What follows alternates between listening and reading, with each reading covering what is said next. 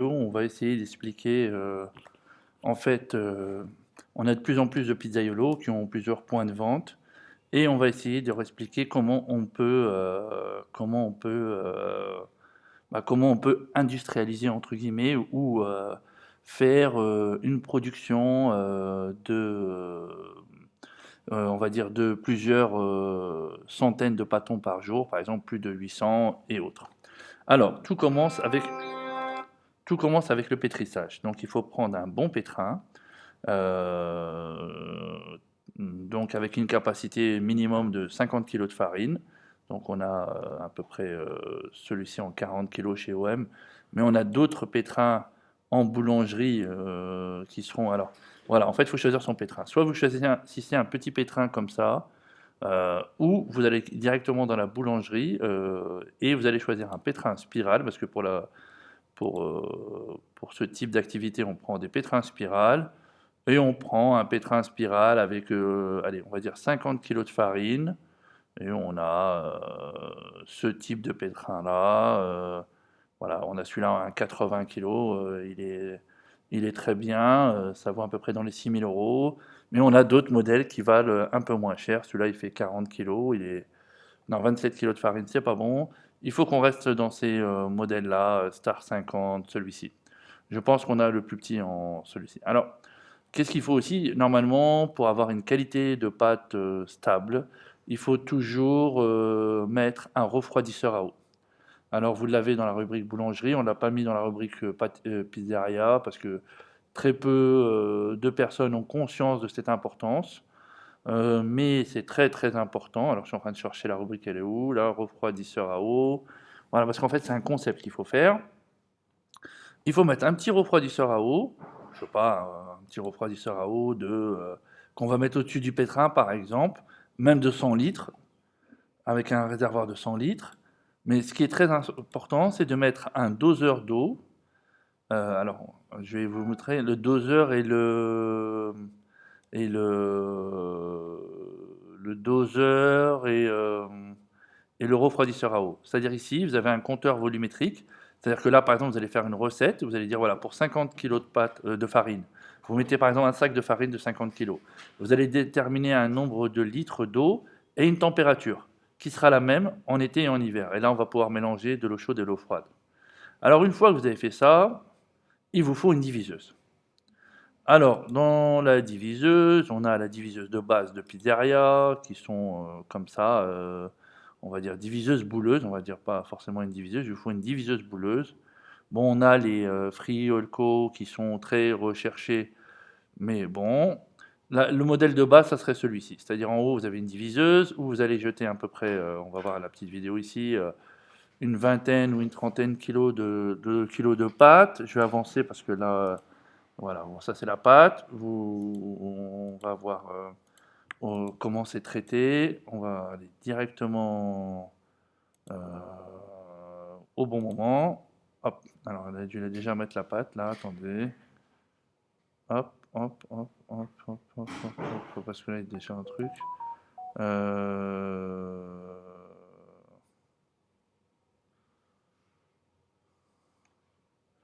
il a dû déjà mettre la pâte. Alors, elle est où? Voilà, il est en train de la lever. Bon, et on n'a pas vu. Voilà, la pâte, normalement, il la prend ici, de son... Bon, il la jette sur le dessus. Et ici, on a la première partie qui va diviser la pâte dans un grammage que vous aurez choisi au préalable. Et en bas, vous avez une petite bouleuse. Ça vous donne, voilà. Ça, c'est semi-industriel, type pizzeria. Ou artisanal, allez, on va dire. Après, on a... donc là, vous allez diviser les boulets, c'est pas mal. Après, on a la boulangerie. Alors après, il y a, on va aller voir les différents types de bouleuses. Vous avez les diviseuses bouleuses que une partie de nos clients utilisent, qu'ils aiment bien la Vitella par exemple. Je ne sais pas s'il y a une vidéo de démonstration, on va les voir. Donc, alors ça, c'est pas encore vraiment artisanal, c'est pas encore vraiment industriel parce que regardez, ce qu'on fait, bon, là, on va choisir le truc. On met un petit plateau, on met entre 3 et 5 kilos de pâte. On choisit une division pour avoir un poids. On presse pour égaliser la pâte. Et ensuite, on va activer le levier pour la coupe et le boulage. Là, il va les bouler avec la lavelle, la petite presse en bas. Bon, ça vous donne des boules presque parfaites. Ça, c'est au moins l'avantage de ce type de machine, c'est qu'il va vous donner des boules presque parfaites. L'inconvénient, c'est que vous traitez seulement 3 kg de pâte à la fois ou autre. Donc, c'est très fatigant. Alors, il y a une autre solution qui est plus dans l'industriel, c'est on utilise une diviseuse volumétrique. Alors, la diviseuse volumétrique, je ne sais pas si on va avoir des vidéos là, sinon il faudra qu'on aille voir sur Internet, mais là, c'est une tuerie, ça. On utilise ça dans les boulangeries industrielles. Alors, qu'est-ce qu'on fait? Je vais essayer de trouver rapidement. Voilà, alors, on va essayer de trouver que la partie qui parle de la diviseuse. Bon, c'est une tuerie, hein. Ça c'est... Bon, là la vidéo elle est plus basée sur le groupe automatique que sur la diviseuse. Donc on va chercher une autre vidéo. Grosso modo, vous mettez la pâte ici, elle est divisée et envoyée à une cadence exceptionnelle. Et ici vous avez un tapis de boulage. Alors pour ceux qui veulent une bouleuse parfaite, une boule parfaite, ils achètent juste une diviseuse comme ça, pas une diviseuse bouleuse. Et on va jeter ça dans une bouleuses coniques. Les bouleuses coniques vont vous permettre d'avoir des boules presque parfaites. Bon, là, ici, il n'y a pas de vidéo. On va voir si on trouve une autre vidéo. Donc, ça vous permet d'avoir des boules presque parfaites. Et là, vous pouvez répondre aux besoins de vos clients dans une très très bonne,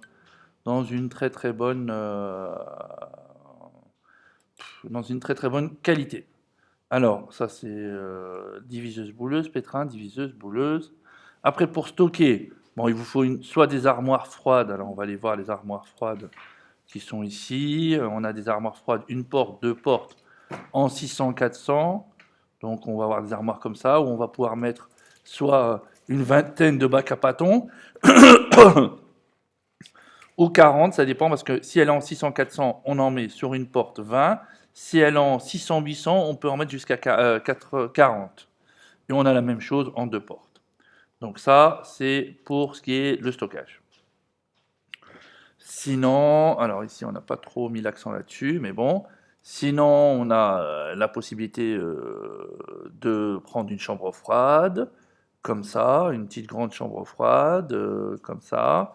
Et on a la possibilité de mettre à l'intérieur les bacs à pâtons les uns sur les autres et voilà, et de stocker votre pâte. Parce qu'en fait, la mode, ou récemment ce qui s'est passé, c'est que les pizzaiolos font pas la pâte tous les jours. Ils sont aperçus que en laissant, voilà, les bacs à pâtons, ils sont là. On a même différentes couleurs de bacs à pâtons pour, si vous voulez, différents types de pâtes, différents grammages, si vous voulez identifier cela. Donc ils sont aperçus que pour avoir des meilleurs gaz dans la pâte à pizza, il faut la laisser fermenter. Le maximum de temps, la pâte, elle est idéale entre 2 et 3 jours. Alors, pour aller dans ce système-là, on a même des clients qui vont jusqu'à acheter des chambres de pousse. Et là, quelle est la différence entre une pousse dans une armoire et une pousse ici?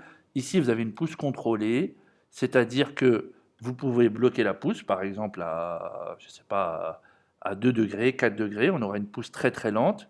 Et on peut aussi, pour la pâte du jour, monter la pâte à 18 degrés, comme si elle était en température ambiante, et on aura une qualité standard toute l'année, et on va former la pâte.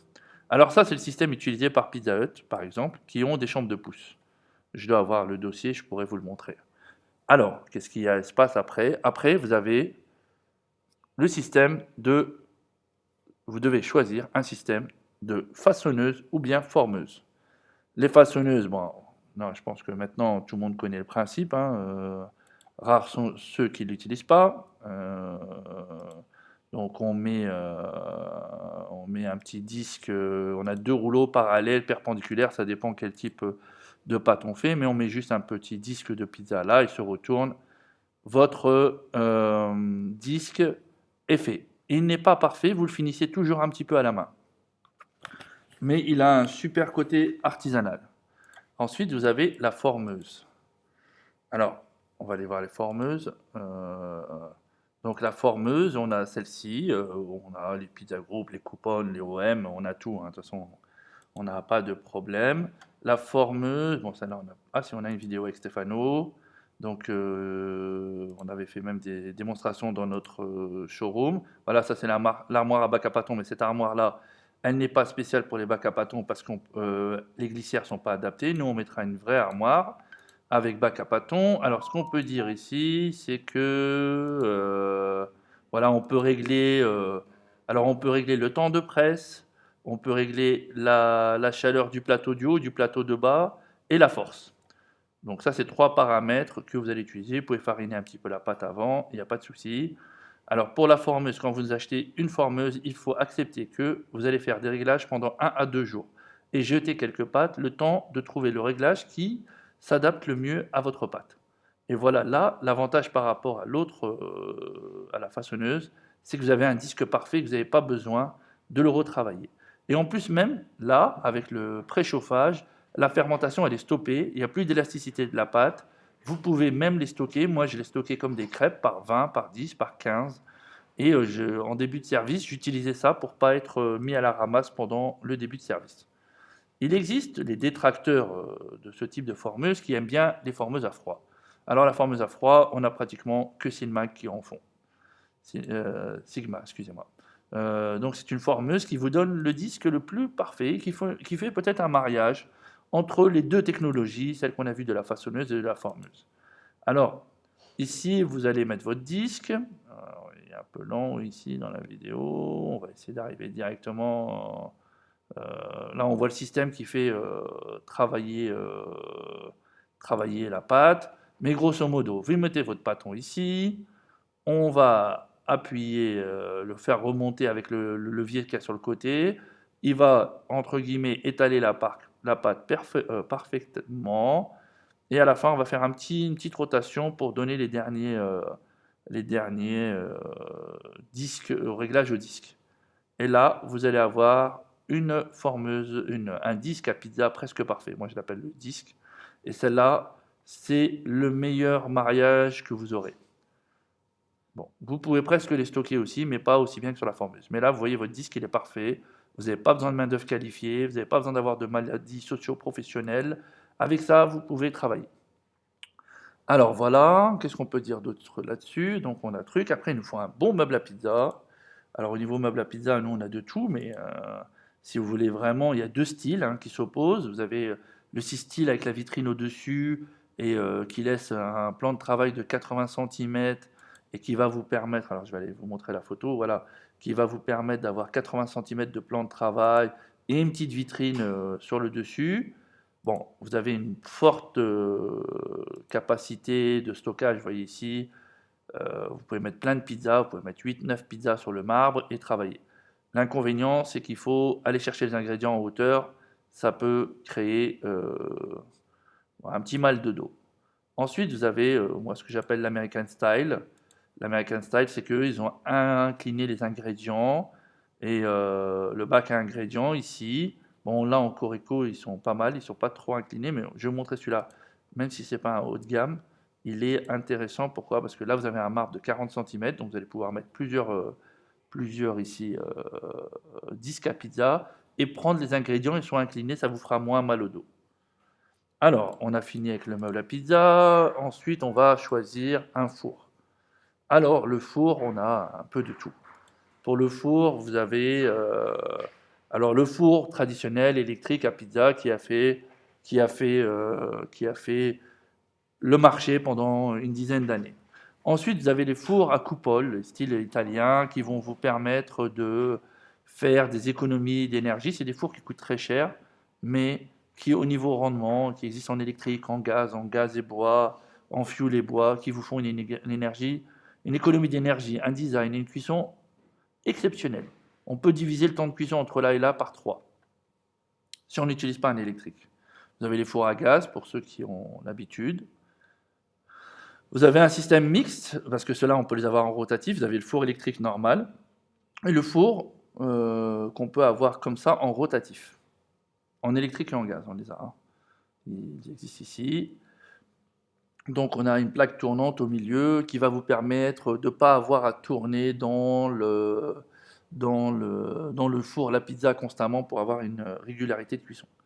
Ensuite, pour les gens qui sont vraiment, qui veulent des rendements assez importants et qui ne veulent pas avoir de la main-d'œuvre qualifiée, vous avez le four convoyeur, qui est le mariage parfait. Bon, c'est tout ce qu'utilise Pizza Hut, Domino's Pizza, Papa John's, Télé Pizza, les grandes majors du domaine. Bon, j'ai pas vraiment de vidéo là tout de suite, mais bon, je pourrais vous en montrer. C'est pas ce qui manque. On en a plein, on en a installé plein. Alors, une fois qu'on a fini la cuisson, il restera le système du delivery, de livraison. On a des sacs normaux, des sacs chauffants, qu'on peut brancher sur allume-cigare, qu'on peut brancher dans le magasin. Et voilà, on a aussi les petits caissons à pizza pour faire la livraison. Voilà un petit peu un petit début de ce que je peux vous proposer ou de ce que Resto Concept peut vous proposer. Et si besoin est, je ferai une vidéo plus détaillée et plus recherchée.